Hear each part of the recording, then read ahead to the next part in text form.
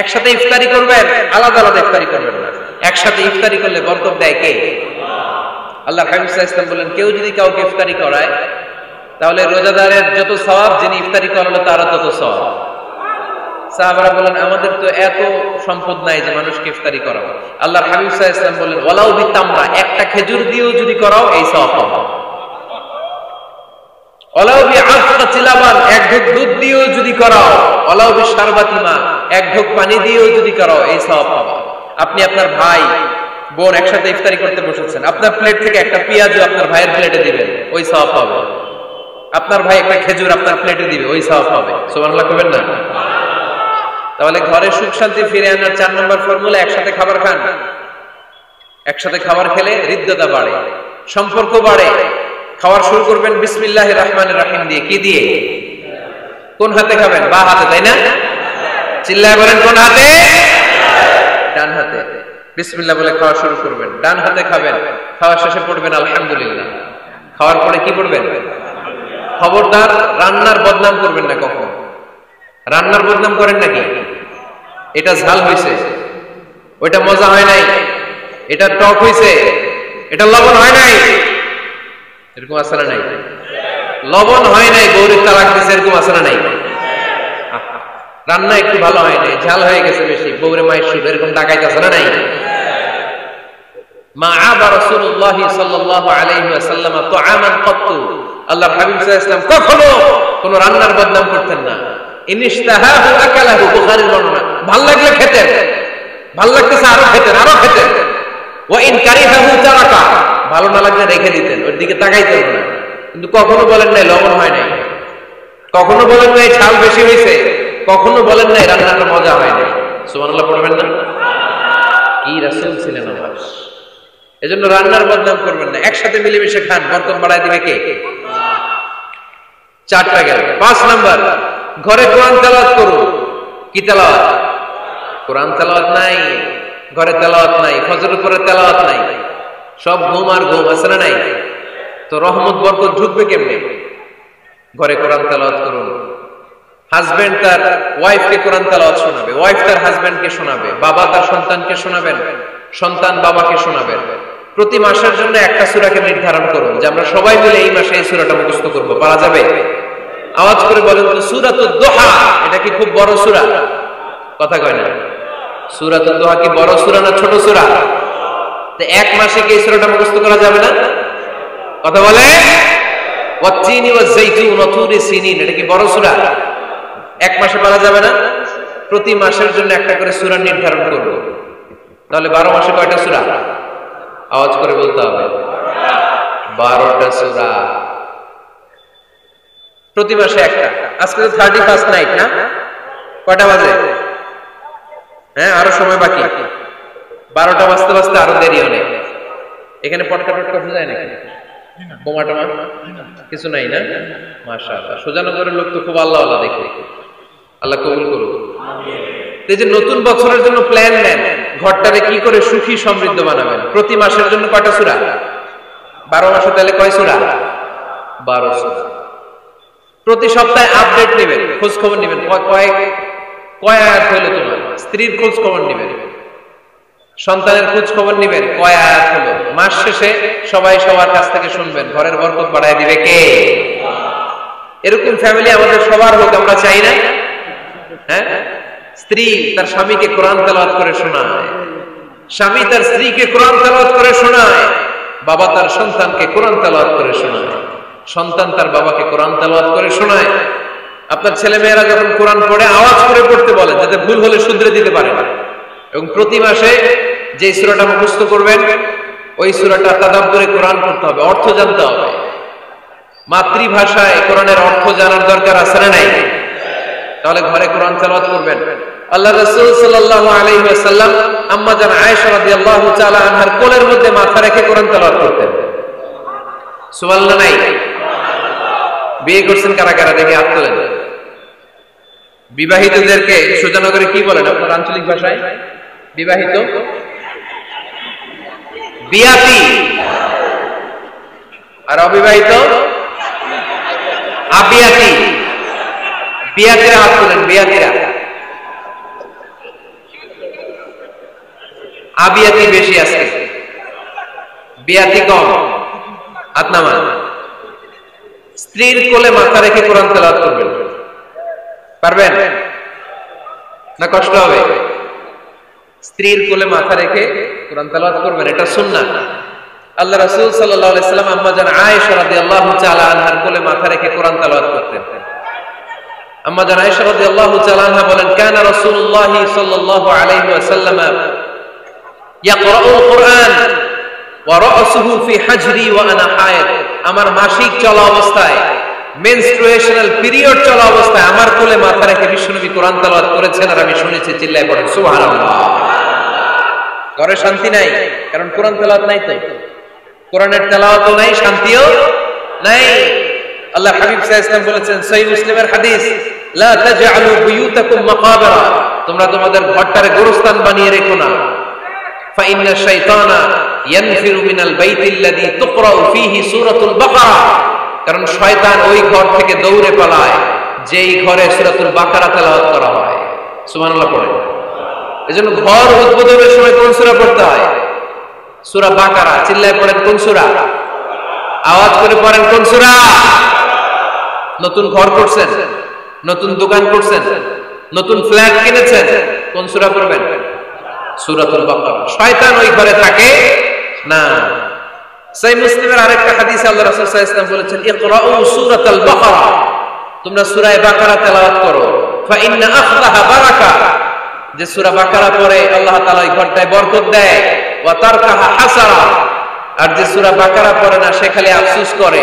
ওয়ালা ইস্তাতিউহাল বাতালা, কোন জিন, কোন পেতনি, কোন ব্ল্যাক ম্যাজিক, কোন জাদু টুনা বান ওই ঘরের কোন সদস্যকে কোনো ক্ষতি করতে পারে না। আবার সূরা বাকারায় একটা আয়াত আছে, কোরআনের সর্বশ্রেষ্ঠ আয়াত।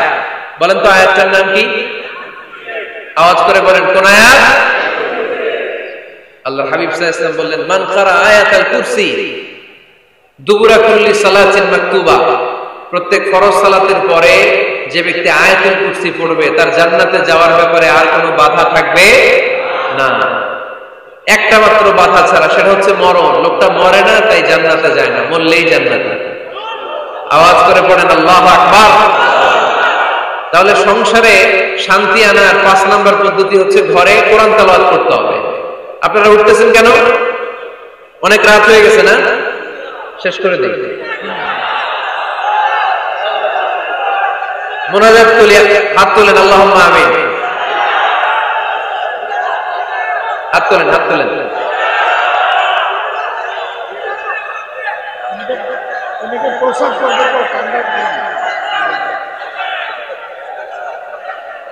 কি দোয়া করবেন না? আরো কয়েক মিনিট শুনবেন? মাঝখান দিয়ে 2-4 জন উঠা বসা করতেছেন কেন? পেশাব ধরছে এটা? ঠিক আছে, জি হয়। আসরের সময় আসছে? ওরে আল্লাহ, দেখি মাগরিবের সময় আসছেন কে কে দেখি? এখন বাজে 10টা 40, এতক্ষণ ধরে বসা? হাত নামান। আসরের সময় আসছেন কারা কারা দেখি? আসর থেকে বসা, হাত নামান। জোহরের সময় আসছেন কারা দেখি? জোহরের সময় চলে আসছে তোমরা। আল্লাহ তুমি কবুল করো, আজকের মাহফিলটারে নাজাতের ওসিলা বানাও। তাহলে ঘরে সুখ শান্তি আর সমৃদ্ধি আনার 5 নাম্বার ফর্মুলা হচ্ছে ঘরে কোরআনের তেলাওয়াত লাগবে। এখন কোরআনের তেলাওয়াত নাই, কোরআন আমরা শিখাতে চাই না, আছে না নাই? আমরা এখন ধর্মপ্রাণ হয়েছি কোরআন ছাড়া। কি ছাড়া? ধর্মপ্রাণ, ধর্মপ্রাণ, আমরা বড়ই ধর্মপ্রাণ। নামাজ রোজার কিছু নাই, ভুলেও ধরি না কোরআন। ধর্মপ্রাণ, রোজ সকালে শুনতাম আগে আল কোরআনের বাণী রে, আল কোরআনের বাণী। এখন শুনি সারে গামার দীপ্ত ফ্যান ফ্যানানি। রোজ সকালে শুনতাম আগে আল কোরআনের বাণী রে, আল কোরআনের বাণী। এখন শুনি সারে গামার দীপ্ত ফ্যান ফ্যানানি। ধর্মপ্রাণ মুসলমান আজকাল হয়েছে মডার্ন, ধর্মপ্রাণ আমরা বড়ই ধর্মপ্রাণ, নামাজ রোজার কিছু নাই, ভুলেও ধরি না কোরআন, ধর্মপ্রাণ। ঠিক কি না? প্রতিদিন কোরআন শিখায় যে তার পকেট যায় ফাঁকা রে, তার পকেট যায় ফাঁকা। সপ্তাহে 2 দিন গান শিখায় যে নেয় তো 1000 টাকা। ধর্মপ্রাণ মুসলমান আজকাল হয়েছে মডার্ন, ধর্মপ্রাণ আমরা বড়ই ধর্মপ্রাণ, নামাজ রোজার কিছু নাই, ভুলেও ধরি না কোরআন, ধর্মপ্রাণ। এরকম ধর্মপ্রাণ আমরা কেউ হতে চাই? প্রতিদিন ফজরের পরে আমার ঘর থেকে কোরআন তেলাওয়াত হোক, আমরা চাই কি চাই না? ঘরে সুখ সমৃদ্ধি আর শান্তি আসার মাধ্যম হচ্ছে কোরআন তেলাওয়াত করা। ঘরে কোরআন তেলাওয়াত বাড়ায় দেন, ঘরে শান্তি বাড়ায় দিবে কে? কয়টা গেল? হ্যাঁ, 5টা না? শুনতেছে তোমার সাথে। 6 নম্বর হচ্ছে মাঝে মাঝে বেড়াতে যাবেন, ভাবিরে নিয়ে বেড়াতে যাবেন। পারা যাবে? জি হয়। এই যে আপনাদের এখানে জাফলং আছে না? জাফলং আর কি আছে সিলেটে? মাধবকুণ্ড আর হাকালুকি, সবচেয়ে বড় হাওর বাংলাদেশে। আমি গিয়েছিলাম একবার। এই হাকালুকিতে যে 2 জন হারায় যাবে, 2 জন 2 দিকে। পারা যাবে? যাবেন। আল্লাহ রাসূল সাল্লাল্লাহু আলাইহি ওয়াসাল্লাম যেতেন, স্ত্রীদেরকে নিয়ে মরুভূমিতে বেড়াতে যেতেন, আউটিং এ যান, মাঝে মাঝে ফ্যামিলি ট্যুরে যান। কুল সিরু ফিল আরদ সুম্মা আনজুরু কাইফা কানা আকিবাতুল মুকাদ্দিবিন। জমিনে ঘুরে বেড়াও আর দেখো মিথ্যাবাদীরা পৃথিবীতে কি করেছে আর তাদের সাথে আমি কি আচরণ করেছি। ঠিক কি না? সুযোগ হলে মিশরে যান, ফেরাউনের লাশ দেখে আসেন। কারুনের বাড়িতে যান, ধ্বংসস্তূপ দেখে আসেন। পারলে জর্ডানে যান, মৃত সাগর দেখে আসেন। সমকামিতার কারণে লূত আলাইহিস সালামের কওমের লোকদেরকে আল্লাহ জমিন থেকে উঠে একটা আঘাত করেছেন জমিনে। ফাজআলনা আলিয়াহা সাফিলাহা, জমিনের উপরের মাটিকে আমি নিচে ঢুকিয়েছি, নিচের মাটিকে আমি উপরে ঢুকিয়েছি। উপর থেকে শিলা আর প্রস্তর বৃষ্টি নাজিল করে পুরো জমিনটারে আমি মাসাকার করে দিয়েছি। ওইখানে এখন ডেড সি, লোহিত সাগর, মৃত সাগর। ওখানে কোনো মাছ জন্মায় না, কোনো কাঁকড়া জন্মায় না, ব্যাঙ জন্মায় না, কিচ্ছু জন্মায় না। লবণের ডেনসিটি, ঘনত্ব এত বেশি, ওখানে কোনো মানুষ ডুবেও না। গজবের জায়গা। সুযোগ হলে দেখে আসেন। টাকা পয়সা ভালো থাকলে সময় হলে প্রায় ফ্যামিলি মেম্বারদেরকে নিয়ে উমরায় যায়। কই যাবেন? উমরায় যায়। নবদম্পতি যারা বা রিসেন্টলি তোমরা যারা বিয়ে করতে যাচ্ছ, you are going to be a new couple, পারলে তোমাদের হানিমুনটা উমরায় সেরে ফেলো। পারা যাবে না? স্বামী স্ত্রী 2 জনে মিলে মক্কায় চলে যাও, আল্লাহর ইবাদত, আল্লাহর ঘরে সিজদা দিয়ে নতুন জীবনটাকে নতুন ভাবে শুরু করো। বরকত দিবে কে? তাহলে ঘরে বা ফ্যামিলিতে সুখ সমৃদ্ধি নিয়ে আসার 6 নম্বর মাধ্যম হচ্ছে আউটিং এ যাওয়া, মাঝে মাঝে বেড়াতে যাওয়া। আল্লাহ রাসূল সাল্লাল্লাহু আলাইহি ওয়াসাল্লাম বেড়াতে যেতেন, সফরে স্ত্রীদেরকে নিয়ে যেতেন। সহিহ বুখারীর বর্ণনা, কানা রাসূলুল্লাহ সাল্লাল্লাহু আলাইহি ওয়াসাল্লাম ইযা আরাদা সাফারান আকরা বাইনা আজওয়াজিহি। আল্লাহ রাসূল সফর করলে কোন স্ত্রীকে নিয়ে যাবেন তিনি স্ত্রীদের নাম লিখে লটারি করতেন। সুবহানাল্লাহ নাই? কি করতেন? কোরআ, আরবিতে বলে কোরআ, বাংলায় বলে লটারি। এই লটারি জায়েজ, এই লটারি জায়েজ আছে। স্ত্রীদের নাম লিখে কোরআ করতেন, লটারি। যার নাম আসতো তাকে নিয়ে আল্লাহর হাবিব সাল্লাল্লাহু আলাইহি ওয়াসাল্লাম সফরে বেরিয়ে যেতেন। সফরে স্ত্রীদের সাথে দৌড়াদৌড়ি করতেন। সুবহানাল্লাহ পড়বেন না? আম্মা জান আয়েশা রাদিয়াল্লাহু তাআলা আনহাকে আল্লাহর হাবিব সাল্লাল্লাহু আলাইহি ওয়াসাল্লাম এত ভালোবাসতেন, আল্লাহর হাবিব সাল্লাল্লাহু আলাইহি ওয়াসাল্লাম বলতেন, আয়েশা চলো দৌড়াদৌড়ি করি। ওই যে দেখা যায় খেজুর গাছ, চলো কে কার আগে যেতে পারে। 2 জন দৌড়ালেন। বিয়ের প্রথম দিকে আম্মা জান আয়েশা রাদিয়াল্লাহু তাআলা আনহা ফার্স্ট হয়ে গেলেন, কারণ তখন তিনি চিকন ছিলেন, এত মোটা ছিলেন না। আবার অনেক বছর পরে আরেক সফরে যখন আম্মা জান আয়েশা সফরে লটারিতে নাম আসলো, ওই সফরে আবার আল্লাহর হাবিব সাল্লাল্লাহু আলাইহি ওয়াসাল্লাম বললেন, আয়েশা চলো আজকে দৌড়াদৌড়ি করি। 2 জন দৌড় দিলেন। এবার আম্মা জান আয়েশা রাদিয়াল্লাহু তাআলা আনহা জিততে পারলেন না, যেহেতু মোটা হয়ে গেছেন। আল্লাহ রাসূল সাল্লাল্লাহু আলাইহি ওয়াসাল্লাম দৌড়ে গাছ ধরে ফার্স্ট হয়ে গেলেন। সুবহানাল্লাহ পড়েন। আম্মা জান আয়েশা এবার রাগ করে বসে আছেন। আল্লাহর হাবিব সাল্লাল্লাহু আলাইহি ওয়াসাল্লাম বললেন, হাযিহি সাফকাতু বিতিল, ওই যে কয়েক বছর আগে আয়েশা একদিন রাতে তুমি আমারে হারাই দিছিলা, আজকে তোমারে হারাইয়া ওটার প্রতিশোধ তুলে নিলাম। সুবহানাল্লাহ পড়তে পারলেন না? কি ভালোবাসাবাসী ছিল, কি খুনসুটি ছিল, কি আদর্শ আগের সমৃদ্ধ সুখী শান্তির একটা সংসার ছিল বিশ্বনবী সাল্লাল্লাহু আলাইহি ওয়াসাল্লামের।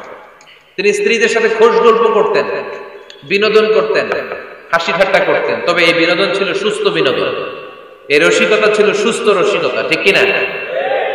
আমরা এটা করতে চাই না। অনেকের চেহারা, আমাদের চেহারার মধ্যে কোনো হাসি নাই, খালি রাগ আর রাগ, আছে না নাই? অনেকে দেখবেন 5 বছর একবারও হাসে নাই। সুজানগরে আলহামদুলিল্লাহ এরকম নাই। সুজানগরের এই যে সবাই হাসতেছে, সবার মুখে হাসি। হাসবেন, মুচকি হাসবেন, মুচকি হাসি দেওয়া সুন্নাত। আর মুচকি হাসতে পয়সা লাগে না। পয়সা লাগে তো হাসেন না কেন? মুচকি হাসেন, হাসি দেওয়া সুন্নাত। তো তাহলে 6 নম্বর যে পদ্ধতি আমরা পেলাম ঘরে সুখ শান্তি আনার, মাঝে মাঝে ফ্যামিলি মেম্বারদেরকে নিয়ে আমরা হাকালুকি হাওড়ে হারিয়ে যাব, আমরা মাধবকুণ্ড বেড়াতে যাব, আমরা জাফলং এ যাব, পারলে আমরা কক্সবাজার সমুদ্র সৈকতে যাব, যেমনটি আল্লাহর হাবিব সাল্লাল্লাহু আলাইহি ওয়াসাল্লাম স্ত্রীদেরকে নিয়ে বেড়াতে যেতেন। ইনশাআল্লাহ পড়েন, পারবেন তো? যাবেন তো সবাই? আচ্ছা, 7 নম্বর পদ্ধতি সংসারে সুখ শান্তি ফিরে আনার, ফ্যামিলির গুরুত্বপূর্ণ বিষয়ে সিদ্ধান্ত নিতে পরামর্শ করবেন। ফ্যামিলি মিটিং কি করবেন? কি মিটিং? ফ্যামিলি মিটিং করবেন, পরামর্শ। এক্ষেত্রে স্ত্রী, সন্তান, ভাই, বোন, আব্বা আম্মা সবার পরামর্শ নেবেন। অনেকে আছে কারো কথা শুনে না, মনে যা চায় তাই করে, আছে না নাই? পরে আফসোস করে, পরে হাই হাই করে, কারণ যারা পরামর্শ করে এরা কোনোদিন হাই হাই করা লাগে না। চিল্লায় বলেন ঠিক কিনা? এজন্য আল্লাহ বললেন, ওয়াশাবিরহুম ফিল আমরি ফাইদা আযামতা ফাতাওয়াক্কাল আলাল্লাহ। গুরুত্বপূর্ণ বিষয়ে সিদ্ধান্ত নেবার আগে তোমরা পরামর্শ করে নাও। যখন তোমরা পরামর্শ করে সঠিক সিদ্ধান্তে উপনীত হয়ে যাবে, তখন তাওয়াক্কুল করবা একজনের উপর, তিনি কে? সিদ্ধান্ত যখন নিয়ে ফেলবেন আল্লাহর উপর তাওয়াক্কুল করবেন। এজন্য পরামর্শের কোনো বিকল্প নাই, পরামর্শ নেবেন। স্ত্রীদেরও পরামর্শ নেবেন। অনেকে বলে, আরে মেয়ে মানুষ, কি পরামর্শ নেবেন, আমি তো সব জানি। এরকম আছে না নাই? অনেক সময় নারীদের পরামর্শ কাজে লাগে। আমাদের বোনদের মাথায় ভালো ভালো বুদ্ধি আছে না নাই? বুদ্ধি আছে। আপনারা হুদাইবিয়ার সন্ধির নাম শুনেছেন? কত হিজরিতে? 6ষ্ঠ হিজরিতে 1400 সাহাবা আল্লাহ রাসূল সাল্লাল্লাহু আলাইহি ওয়াসাল্লামকে নিয়ে উমরা করার জন্য গেল, কিন্তু কাফেররা মক্কায় ঢুকতে দিবে না। তখন একটা সন্ধি হলো যে এই বছর আমরা ফিরে যাব। আল্লাহর হাবিব সাল্লাল্লাহু আলাইহি ওয়াসাল্লাম ওই সন্ধিতে রাজি হলেন। আংটির মধ্যে মুহাম্মদ রাসূলুল্লাহ সিল মারলেন, রাজি, কিন্তু সাহাবারা রাজি না। সাহাবারা বললেন, ইয়া রাসূলুল্লাহ, এত কষ্ট করে 1400 সাহাবা উমরা করার জন্য এসেছি, উমরা না করেই আমরা ফিরে যাব, আমরা যাব না। আল্লাহ হাবিব সাল্লাল্লাহু আলাইহি ওয়াসাল্লাম এদেরকে আদেশ করলেন, কুমু ওয়ানহারু, যেহেতু সন্ধি হয়েছে আমি সন্ধি ভঙ্গ করতে পারবো না, সন্ধির নিয়ম অনুযায়ী এবছর আমরা ফিরে যাব, আমরা উমরা করব না। আর যেহেতু আমরা পশু নিয়ে এসেছি, সবাই পশু জবাই করো, মাথার চুল হালাক করে হালাল হয়ে যাও। কিন্তু কেউ কথা শোনে না, কেউ কথা শোনে না। 1400 সাহাবা বসে আছে। আল্লাহ রাসূল সাল্লাল্লাহু আলাইহি ওয়াসাল্লাম ধমক দিয়ে আদেশ করলেন, কুমু ওয়ানহারু, দাঁড়াও, পশুগুলোকে জবাই করো, মাথার চুল ফেলে দিয়ে হালাল হয়ে যাও। কেউ কথা শোনে না। আবার বললেন, কুমু ওয়ানহারু, 1400 সাহাবা, কেউ শোনে না। আল্লাহর হাবিব সাল্লাল্লাহু আলাইহি ওয়াসাল্লাম এত বিব্রতকর পরিস্থিতিতে কখনো পড়েন নাই, কোনোদিন না। মনটা খারাপ করে আল্লাহ রাসূল সাল্লাল্লাহু আলাইহি ওয়াসাল্লাম তাঁবুর ভিতরে ঢুকে গেলেন। ওই সফরে লটারিতে নাম এসেছিল উম্মে সালামা রাদিয়াল্লাহু তাআলা আনহা। সুবহানাল্লাহ পড়বেন না? উম্মে সালামা রাদিয়াল্লাহু তাআলা আনহা আমাদের আম্মা জান, আল্লাহ রাসূল সাল্লাল্লাহু আলাইহি ওয়াসাল্লামের স্ত্রী। বিশ্বনবী সাল্লাল্লাহু আলাইহি ওয়াসাল্লামকে চিন্তিত আর বিমর্ষ দেখে জিজ্ঞেস করলেন, ইয়া রাসূলুল্লাহ, কি সমস্যা? আল্লাহর হাবিব সাল্লাল্লাহু আলাইহি ওয়াসাল্লাম পুরো ঘটনাটা খুলে বললেন। খুলে বলার পরে এবার উম্মে সালামা বলেন, ইয়া রাসূলুল্লাহ, আমার মাথায় এক বুদ্ধি আছে। আমার মাথায় কি আছে? এক বুদ্ধি আছে, আপনি চাইলে এটা আমল করতে পারেন। আল্লাহর হাবিব সাল্লাল্লাহু আলাইহি ওয়াসাল্লাম বললেন, কি বুদ্ধি আছে তোমার মাথায়, বলো। উম্মে সালামা রাদিয়াল্লাহু তাআলা আনহা বললেন, ইয়া রাসূলুল্লাহ সাল্লাল্লাহু আলাইহি ওয়াসাল্লাম, আপনি কারোর সাথে কথা বলবেন না, কাউকে আদেশ করবেন না, আপনি নিজে ঘর থেকে এখন বের হয়ে যাবেন, নিজেই আপনার উটটাকে আপনি নহর করে ফেলবেন, মানে জবাই করে ফেলবেন। এরপর আপনার চুল যে সাহাবা সব সময় কেটে দেয়, তাকে আদেশ করবেন আপনার চুল ফেলে দেওয়ার জন্য, বাকিটা কি হয় নিজেই দেখবেন। সুবহানাল্লাহ পড়বেন না? উম্মে সালামা রাদিয়াল্লাহু তাআলা আনহার পরামর্শ অনুযায়ী আল্লাহর হাবিব সাল্লাল্লাহু আলাইহি ওয়াসাল্লাম তাবু থেকে বের হলেন, নিজ হাতে ছুরি দিয়ে উটকে নহর করলেন। উট জবাই করা যায় না। কুরবানির সময় ঈদুল আযহায় 10-12 জন মিলে গরুকে রশি দিয়ে বেঁধে মাটিতে শুইয়ে গলার মধ্যে আমরা যেভাবে জবাই করি, উটকে ওইভাবে জবাই করা যায় নাকি? আরব বিশ্বে আমাদের ভাইরা ছিল, তারা জানে উট জবাই হয় না, উটকে করতে হয় নহর। আল্লাহর হাবিব সাল্লাল্লাহু আলাইহি ওয়াসাল্লাম নিজে ছুরি নিয়ে ওটার গলার মধ্যে এরকম খোঁচা মারলেন, ফিনকি দিয়ে ঝমঝম করে রক্ত বেরোতে শুরু করলো, নহর হয়ে গেল। সাহাবারা দৃশ্য দেখে অবাক। আল্লাহর হাবিব বললেন, আইনা হালিকি, আমার মাথার চুল হালাক করে দেয় ওই সাহাবী কই? আমার সেলুনম্যান কোথায়? আমার বারবার কোথায়? আল্লাহর হাবিবের কথা শুনে বিশ্বনবীর ওই সাহাবী এসে দাঁড়িয়ে গেল। আল্লাহর হাবিব বলল, আমার মাথার চুল তুমি ফেলে দাও। ওই সাহাবী বিশ্বনবীর মাথার চুল ফেলে দিল। এই দৃশ্য দেখে 1400 সাহাবী ধৈর্য ধারণ করতে পারলো না, দাঁড়িয়ে থাকতে পারলো না। এই দৃশ্য দেখা মাত্র 1400 সাহাবী সবাই দাঁড়িয়ে নিজেদের পশু জবাই করে সবাই নিজেদের মাথা হালাক করে হালাল হয়ে গেল। আওয়াজ করে পড়েন আল্লাহু আকবার। The problem solved. কার পরামর্শে? কার পরামর্শে? স্ত্রীর পরামর্শে। আল্লাহর হাবিব সাল্লাল্লাহু আলাইহি ওয়াসাল্লাম কারোর সাথে কথা না বলে বের হয়ে নহর করলেন, নিজের মাথার চুল ফেলে দিলেন। এই দৃশ্য যখন সাহাবারা দেখলো যে নবী এটা করেছে, আর বসে থাকা যায় না। 3বার আদেশ করার পরে আমরা অনেক আবেগ দেখিয়েছি, আর আবেগ নয়, আমার নবী যাই করেছে আমরা তাই করবো। 1400 সাহাবা পশু জবাই করা শুরু করে দিল, মাথার চুল ফেলে দিয়ে হালাল হয়ে গেল। আওয়াজ করে পড়েন সুবহানাল্লাহ। তার মানে মাঝে মাঝে নারীদের পরামর্শেরও দরকার আছে না নাই? এজন্য একা একা সিদ্ধান্ত নেবেন না, নারীদের কাছ থেকে পরামর্শ নেবেন। আল্লাহর হাবিব সাল্লাল্লাহু আলাইহি ওয়াসাল্লাম নারীদের পরামর্শ গুরুত্ব দিয়েছেন। মাঝে মাঝে জুনিয়রদের পরামর্শ নিতে হয়, ছোট্ট বাচ্চাদের পরামর্শ নিতে হয়। ছোট্ট বাচ্চাদেরকে বোকা মনে করবেন না, ছোট্ট ছেলে মেয়েদেরকে বোকা ভাববেন না, ওদের মাথায় বুদ্ধি আছে। মাঝে মাঝে জুনিয়ররা সিনিয়রদেরকে হারায় দেয়, আছে না নাই? আল্লাহর হাবিব সাল্লাল্লাহু আলাইহি ওয়াসাল্লামের একটা বৈশিষ্ট্য ছিল, তিনি কিছু খেলে খাওয়ার পরে বন্টন করলে কোন দিক দিয়ে করতেন? আওয়াজ করে বলেন না, ডান দিক থেকে। একবার তিনি দুধ খেলেন, দুধ খেয়ে বন্টন করবেন, কিন্তু ডান দিকে দাঁড়িয়ে ছিল একটা ছোট্ট ছেলে আর বাঁ দিকে মুরব্বী সাহাবারা। আল্লাহর হাবিব সাল্লাল্লাহু আলাইহি ওয়াসাল্লাম এই ছোট্ট ছেলের কাছ থেকে অনুমতি চাইলেন। তার মানে ছোট্টদেরও পরামর্শ দরকার আছে না নাই? আল্লাহর হাবিব বললেন, আতাযানু লি আন উ'তিয়া হাউলা, আমার স্বভাব হলো খাবার বন্টনের সময় ডান দিক থেকে করি, কিন্তু এখন ডান দিকে তুমি ছোট্ট মানুষ, বাম দিকে বয়স্ক সাহাবারা, তুমি যদি অনুমতি দাও তোমার আগে বয়স্ক সাহাবাদেরকে দিয়ে আমি খাবার বিতরণ করতে চাই। ছোট্ট ছেলেটা বলল, ইয়া রাসূলুল্লাহ, লা উসিরু বিনাসিবি মিনকা আহাদান, আপনার এই বরকতের জিনিস আমি অন্য কাউরে দিতে চাই না, আমার ভাগেরটা আমি আগে খাইতে চাই। যেহেতু হিসাবে আমি পাই, আমার আগে দেন, আমি দিব না। সুবহানাল্লাহ পড়েন। সে যেহেতু রাজি হয় নাই, আল্লাহ রাসূল সাল্লাল্লাহু আলাইহি ওয়াসাল্লাম দিতেও পারে নাই। আল্লাহর হাবিব সাল্লাল্লাহু আলাইহি ওয়াসাল্লাম দুধের পেয়ালাটা মুরব্বিদের হাতে না দিয়ে ছোট্ট বাচ্চার হাতে তুলে দিয়েছে। চিল্লায় পড়েন আল্লাহু আকবার। তাহলে ছোট্ট বাচ্চাদের পরামর্শের দলিল আছে না নাই? আল্লাহ রাসূল সাল্লাল্লাহু আলাইহি ওয়াসাল্লাম একবার ওয়াজ করতেছেন, সহিহ বুখারীর বর্ণনা। আল্লাহর হাবিব সাল্লাল্লাহু আলাইহি ওয়াসাল্লাম বললেন, ইন্না মিনাশ শাজারি শাজারা, এক ধরনের গাছ আছে, লা ইয়াসকুতু ওয়ারাকুহা, যেই গাছের পাতা কোনোদিন ঝরে না, পাতা পড়ে না, একটা গাছ আছে। মাসালুহা কামাসালিল মুসলিম, এই পাতার দৃষ্টান্ত মুসলিমের দৃষ্টান্ত একই। হাদিসুনি মা হিয়া, দেখি তো কোন সাহাবী বলতে পারে এটা কোন গাছ? আল্লাহর হাবিব বললেন, এমন একটা গাছ আছে যেই গাছের কোনো পাতা ঝরে না। এই পাতার দৃষ্টান্ত, গাছের দৃষ্টান্ত, মুমিনের দৃষ্টান্ত একরকম। ফাহাদিসুনি মা হিয়া, কে আছো বলতে পারো এটা কোন গাছ? কেউ পারে না। সাহাবারা মনে করছে এটা মরুভূমির কোন একটা গাছ হবে। কেউ বাড়ির পাশে যে খেজুর গাছ আছে এটা খেয়াল করে নাই, সবাই চলে গেছে অন্য গাছের দিকে। ক্যাকটাস, গুলমুলতা, মরুভূমির রেয়ার যে গাছগুলো আছে, দুর্লভ দুষ্প্রাপ্য গাছগুলো, তারা এক একজন একটার পর নাম বলতে আরম্ভ করলো। আল্লাহ রাসূল সাল্লাল্লাহু আলাইহি ওয়াসাল্লাম বললেন হয় নাই, একজন বলে একটা, আল্লাহর হাবিব বললেন হয় নাই। সবশেষে কেউ যখন পারে না, আল্লাহ রাসূল সাল্লাল্লাহু আলাইহি ওয়াসাল্লাম বললেন, ইন্নাহা নাখলা, এটা খেজুর গাছ। এটা কি গাছ? সবাই বলেন কি গাছ? খেজুর গাছ। কেউ পারে না। ওয়াজ শেষ, নসিহত শেষ, সবাই বাড়ি ফিরে যাচ্ছে। সাইয়েদনা ওমর ফারুক রাদিয়াল্লাহু তাআলা আনহু উনি ওনার ছেলে আব্দুল্লাহ ইবনে ওমরকে নিয়ে যাচ্ছে। আব্দুল্লাহ ইবনে ওমর হঠাৎ করে বললেন, আব্বা, আল্লাহ রাসূল যখন জিজ্ঞেস করেছিল এটা কোন গাছ, আমি কিন্তু জানতাম এটা খেজুর গাছ, আমি কিন্তু জানতাম। ওমর ফারুক বললেন বলো নাই কেন?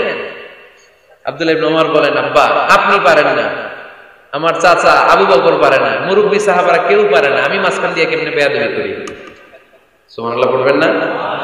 ওমরে ফারুক বললেন, বলো কি? তুমি যদি আজকে বিশ্বনবীর সামনে উত্তরটা দিতে পারতা, আমার ছেলে উত্তর দিতে পেরেছে, এটা জেনে আমার বুকটা এত বড় হয়ে যায়। ও আব্দুল্লাহ, কেন তুমি বললে না? আজকে কেউ প্রশ্নের উত্তর করতে পারে নাই, তুমি যদি বিশ্বনবীর সামনে দাঁড়িয়ে প্রশ্নের উত্তর করতে পারতা, আমার বুকটা এত বড় হয়ে যেত। কেন বললা না? তুমি বললে আমি বড্ড খুশি হয়ে যেতাম। সুবহানাল্লাহ পড়েন। তার মানে মাঝে মাঝে জুনিয়ররা সিনিয়রদেরকেও হার মানায় দেয়, এরকম আছে না নাই? এজন্য পরামর্শ করবেন, অবশ্যই পরামর্শ করবেন। সাইয়েদনা ওমর ফারুক যখন খলিফা, তিনি মুরব্বীদের মিটিং এ একটা ছোট্ট বাচ্চাকে রাখতেন, অল্প বয়স্ক এক সাহাবী, ওই সাহাবীর নাম আব্দুল্লাহ ইবনে আব্বাস রাদিয়াল্লাহু তাআলা। মুরব্বীরা মনে কষ্ট পেলেন, কিরে এই ছেলের সমান নাতি আছে আমার ঘরে, আমার নাতি আছে এই ছেলের সমান, এই ছেলেকে কেন রাখলেন? ওমর ফারুক বললেন, একদিন দেখাই দিব আপনাদেরকে কেন রাখলেন। ওমর ফারুক একদিন সবাইকে বললেন, ইদা জাআ নাসরুল্লাহি ওয়াল ফাত ওয়া রাআইতান নাস ইয়াদখুলুনা ফি দীনিল্লাহি আফওয়াজা। এটা কোন প্রেক্ষাপটে নাজিল হয়েছে আপনারা কে জানেন বলেন তো? এক সাহাবী বললেন, এই সূরা দ্বারা বোঝানো হয়েছে আমাদের যখন বিজয় অর্জিত হবে তখন যেন আমরা বেশি বেশি আল্লাহর প্রশংসা করি। ওমর ফারুক বললেন, উত্তর হয় নাই। আরেক বয়স্ক সাহাবী বললেন, আমাদেরকে রব্বুল আলামিন বড় বড় শহর বিজয়ের ব্যাপারে আদেশ দিয়েছে, এই সূরা দ্বারা আমি এটা বুঝেছি। ওমর ফারুক বললেন, হয় নাই। কেউ যখন উত্তর করতে পারে নাই, ওমর ফারুক বললেন, ও আব্দুল্লাহ ইবনে আব্বাস, তুমি এই সূরার ব্যাপারে কি জানো? আব্দুল্লাহ ইবনে আব্বাস বলেন, হুয়া আজালু রাসূলিল্লাহ, এই সূরা দ্বারা বিশ্ব নবীর আগাম মৃত্যুকে বোঝানো হয়েছে। ইদা জাআ নাসরুল্লাহি ওয়াল ফাত, নবী হে যখন বিজয় আসবে, আল্লাহর পক্ষ থেকে সাহায্য আসবে, ওয়া রাআইতান নাসা ইয়াদখুলুনা ফি দীনিল্লাহি আফওয়াজা, আপনি দেখবেন দলে দলে বানের পানির মতো লোকজন কালেমার